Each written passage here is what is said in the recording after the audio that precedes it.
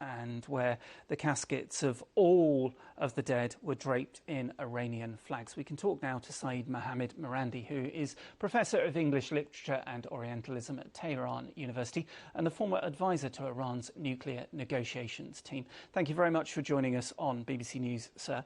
I wondered if you could just give us a sense of the mood in the country, particularly after the events in Tehran yesterday.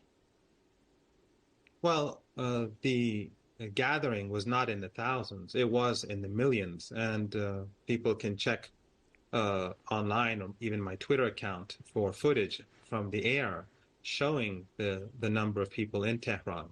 And there was also the funeral the day before in Tabriz, near where the helicopter crashed and where it was destined to go, which was in the hundreds of thousands.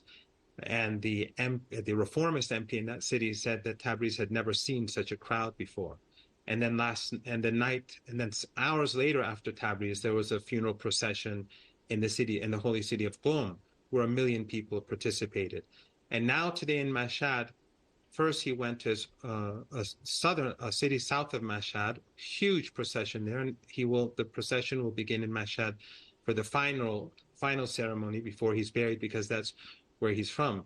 So it's obvious that Iranians are in deep mourning and that he was very popular. And I said this actually on BBC literally a couple of hours after it was announced that he had died. And you brought two guests before me who were saying how hated and despised he was. And I just said, let's wait for the funeral ceremonies. And I think that Western media and Western governments, as usual, they misread Iran. Their so-called Iran experts give them a completely distorted view of the country, and that's why the West always has failed policies when it comes to the country.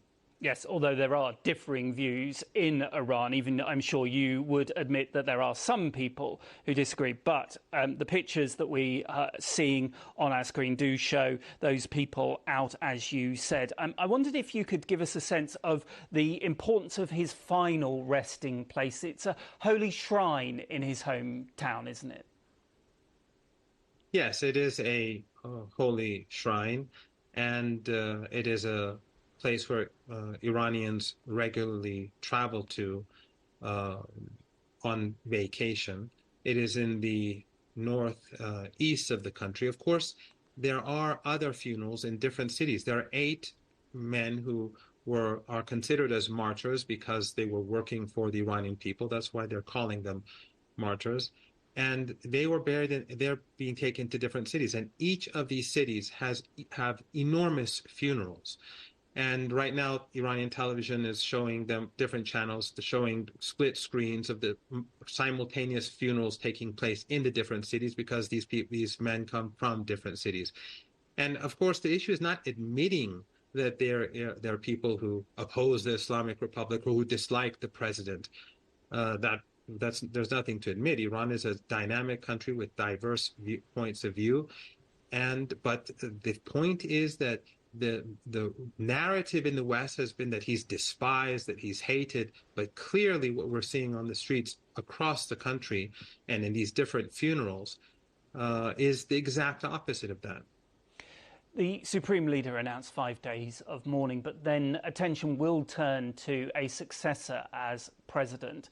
What is the process for that going forward, and who is that likely to be? Is there a likely successor?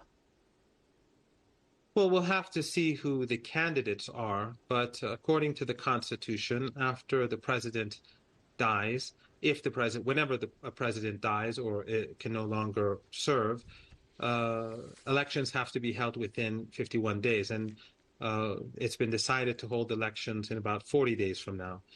And until then, the first vice president will assume his responsibilities. We've already gone through this, by the way, before. Early on in the 1980s, the MEK terror organization, which was fighting for Saddam Hussein in Iraq and who also had bases in Europe and the United States and continues to have bases across Europe and the United States, and they have a major military camp in Albania, they assassinated our president back then. And our prime minister. Back then, we had a prime minister in the previous constitution, and the same mechanism was used.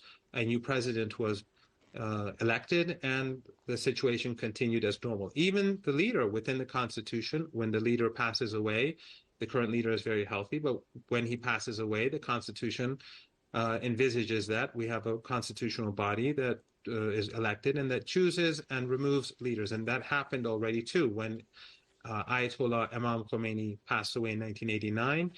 Hours later, a new leader was put into power. And that's therefore the constitution in Iran has the solution to all of these problems. And that's why there's no instability. And with this huge, massive funeral ceremony that we had in Tehran and the other massive ceremonies that we've seen across the country, that is a strong message from Iran showing the strength of the country. Saeed Mohammed Marandi from Tehran University, thank you very much for joining us on BBC.